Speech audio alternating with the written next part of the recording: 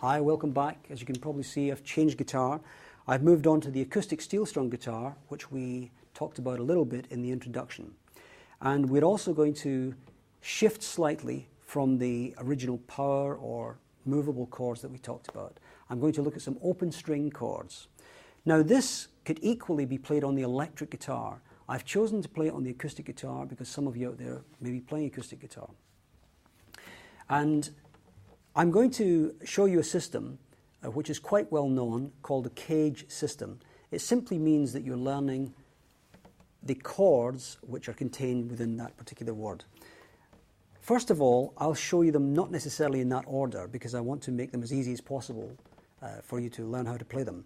We began by learning an A chord, bearing in mind that when I first talked about chords, I explained that if you play 2 notes or more, that could be considered a chord. In the case of these particular chords, we're going to be using 4, 5, and in some cases 6 strings. So the first one I'd like to show you is the A chord. And the A chord is played like this. So what happens is we're playing the open A, the E, the A, the C sharp, and the E. Now some people find this chord quite awkward to play, and sometimes it's fingered in different ways. Some people finger it this way.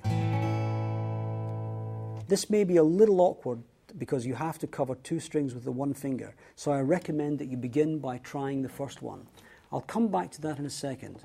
The next chord I want to show you, similarly to the chords in fifths that I showed you, is the E chord.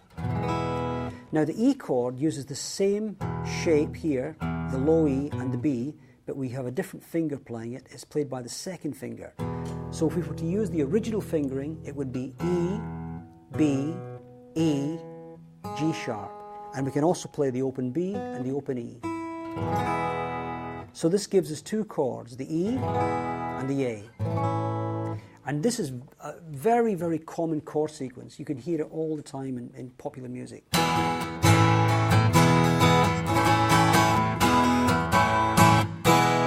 This type of thing. Going on from there, the next chord in the sequence that we have is D.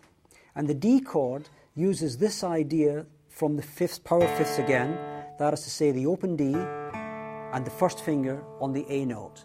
To that we add another D and an F sharp, which gives us a really nice chord, the open D. Okay, and that would go together very nicely with the A chord.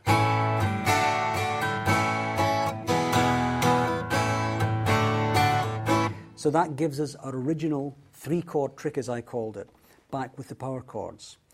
Now to add to that, we also look at the C chord. The C chord is a new type of position. It's something quite different from anything we've done so far. And I'll show you the fingering of it. It's open E, I'll show you it from the top down. Open E, C, open G, E, C. And that gives you the C chord. Then the final chord that I want to show you in the sequence is the G chord. Now this G chord can be played in many different many ways. I'll just show you a couple of fingerings for it. The most common one is G on top, open B, open G, D, B, G. Now that can be fingered with the 4th finger there. If it's too awkward for you to do that whole stretch, then begin by playing it just as a simple 4-note chord. That'll get you started. Similarly, you could simplify the C by playing that here. So that still gives you the open G, the open C, or the D chord, back to the G. Again, that gives you the so-called 3-chord trick in the key of G. If you can do the other stretch, please do it. Another little trick for those of you that are more advanced, I'd like to show you an extra fingering of the G, which is really nice for rhythm and pop music. Adding the 3rd finger on the D.